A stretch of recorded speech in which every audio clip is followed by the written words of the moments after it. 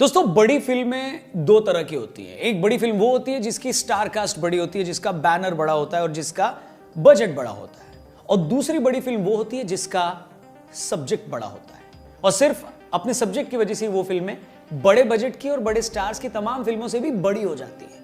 और ये कहने में मुझे कोई हर्ज नहीं है कि द केरला स्टोरी एक ऐसी ही बड़ी फिल्म है। इस फिल्म को हमने देखा और पूरे भरोसे के साथ ये कह सकते हैं कि यह फिल्म पूरे देश में इमोशंस का सैलाब लाने वाली है। ये एक ऐसी चर्चा शुरू करने वाली है जिसकी हमने आज तक जरूरत ही नहीं समझी। एक ऐसी फिल्म जो हमारे दिल और दिमाग को झकझोर कर रख देगी। तो क्या कहती है ये फिल्म और क्यों है ये इतनी खास? आज के फनतंत्र में हम उसी पर विस्तार से बात करेंगे, अपना ओपिनियन देंगे। और ओपिनियन से याद आया, अगर आपको भी ओपिनियन देकर प्रॉफिट कमाना है तो वीडियो पूरी जरूर देखिएगा। नमस्कार दोस्तों, जय हिंद। मैं हूं रौनक, फनतंत्र में आपका स्वागत है। जब से केरला स्टोरी का ट्रेलर रिलीज हुआ है तब से इस फिल्म को लेकर लगातार हंगामा मचा हुआ है। कुछ लोगों का कहना था कि कश्मीर फाइल्स की तरह ये फिल्म भी एक ऐसा काला सच सामने लाएगी जिसके बारे में बहुत कम लोग जानते हैं। वहीं ऐसे लोग भी थे जिनका मानना था कि ये एक प्रोपेगेंडा फिल्म है। मगर 2 घंटे 18 मिनट की ये फिल्म को बड़े करीब से देखने के बाद मैं ये भरोसे के साथ कह सकता हूं कि फिल्म में ऐसा कुछ भी नहीं दिखाया गया जो झूठ हो। फिल्म केरल की 3 ऐसी लड़कियों की कहानी है जो अलग अलग शहरों से नर्सिंग का कोर्स करने आती हैं। वहां उनके हॉस्टल में मुस्लिम लड़की उन्हें एक मिलती है। इसके बाद फिल्म में सिलसिलेवार तरीके से दिखाया गया है कि कैसे वो लड़की मजहब के नाम पर इनका ब्रेन वॉश करती है। इन्हें बताती है कि तुम्हारा भगवान कमजोर है और वो खुद अपनी रक्षा नहीं कर सकता, सिर्फ इन्हीं का भगवान हम सबको बचा सकता है।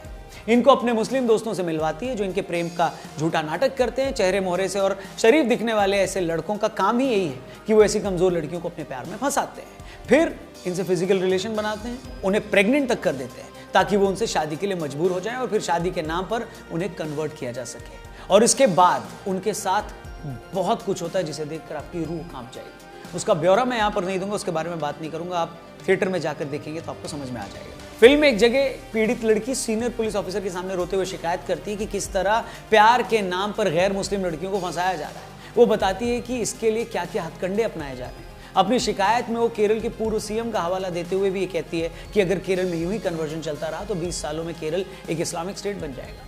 अब जो भी लोग फिल्म की ऑथेंटिसिटी पर बात करते हैं उन्हें मैं ये बता दूं कि इन आंकड़ों में कुछ भी गलत नहीं है। अगर केरल में हम कन्वर्जन के लव जिहाद के मामलों पर नजर डालें तो आपके पैरों के तले जमीन खिसक जाएगी। यहां मैं एक एक करके वो तमाम फैक्ट्स रखने वाला हूं जिससे शायद ऐसे लोगों को तसल्ली मिल सके जो फिल्म को फेक बताने लगे हैं। ठीक है, बाकी उनकी ओपिनियन में भी जरूर बदलाव आएगा इन चीजों को देखने के बाद। पर ओपिनियन से याद आया, प्रोबो एक ऐसा ऐप है जहां पर आप ओपिनियन देकर, यस या नो में ओपिनियन देकर खूब सारा पैसा कमा सकते हैं।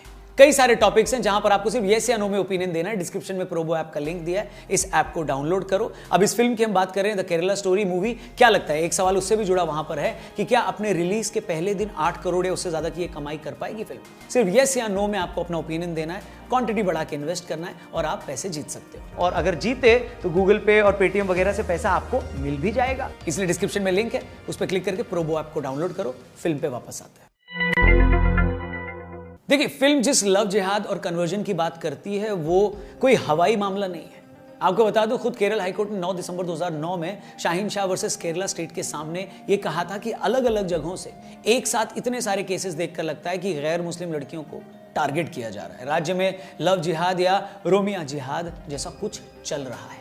खुद केरल एसटीएफ ने 5000 ऐसे मामलों का जिक्र किया है जिसमें प्यार के नाम पर हिंदू या क्रिश्चियन लड़कियों को कन्वर्ट किया गया। खुद केरल के मुख्यमंत्री ओमान चंडी ने केरल विधानसभा में एक रिपोर्ट पेश करते हुए बताया था कि 2006 से 2012 तक केरल में 7713 ऐसे मामले बताए गए जिसमें केरल के नागरिक इस्लाम में कन्वर्ट हुए। कन्वर्ट होने वालों में ज्यादातर लड़कियां और महिलाएं थी जिन्हें शादी की वजह से इस्लाम कबूल करना पड़ा।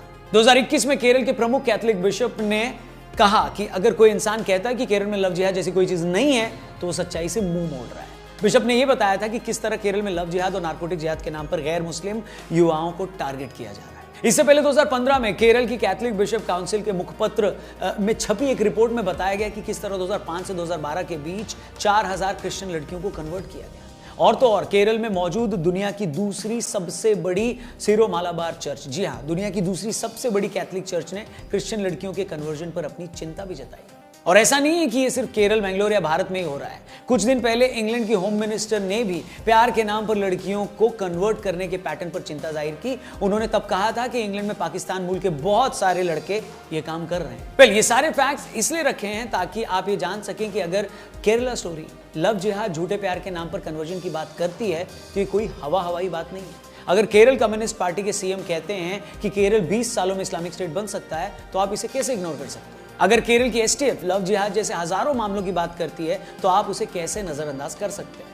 अगर केरल बिशप, वहां की सबसे बड़ी चर्च, ईसाई धर्म के मुखपत्र अगर लव जिहाद और कन्वर्जन पर डर जताते हैं तो आप इसे खारिज कैसे कर सकते हैं? आप इसे हवाई कैसे बता सकते हैं? और बड़ी बात यह है कि केरल के सीएम से लेकर वहां की चर्च तक ये ऐसे लोग हैं जिन्हें चाहकर भी आप बीजेपी या संघ का नहीं बता सकते हैं। और हकीकत तो यह है कि केरल आज भी ऐसा स्टेट है जहां घुसना बीजेपी के लिए सबसे मुश्किल है। इसलिए फिल्म अगर हिंदू या क्रिश्चियन लड़कियों को लव जिहाद के नाम पर फंसाने की बात करती है तो उसे किसी की साजिश बताकर खारिज मत करिए। उस सच को जानिए, उस हकीकत को समझिए, खुद को उसके लिए तैयार कीजिए। अब अगर कोई ये कहता है कि ये फिल्म तो भड़काती है या किसी एक धर्म को गलत तरीके से दिखाती है तो उस पर तो भैया मैं बस इतना ही कहूंगा कि बतौर आर्टिस्ट आपकी पहली और आखिरी रिस्पॉन्सिबिलिटी सच दिखाने को लेकर होती है। अगर उस सच को देखकर कोई हर्ट हो रहा है तो उसमें सच दिखाने वाले की कोई गलती है क्या? आप बताइए। सच दिखाने वाला ये सोचकर सच को थोड़ा हल्का करके तो नहीं दिखाएगा ना कि गोरखपुर में बैठा किसी आदमी को वो सच देखकर बुरा ना लग जाए। उससे भी बड़ी बात, आपको तो ये सच देखकर अगर बुरा लग रहा है तो एक बार जरा सोचिए उन लोगों के बारे में जिनके साथ ये सब बुरा हुआ है। अगर आपको किसी के साथ बुरा होने की परवाह नहीं है लेकिन अपने बुरा लगने की परवाह ज्यादा है तो आप किस तरह के इंसान है वो आप खुद ही सोचिए।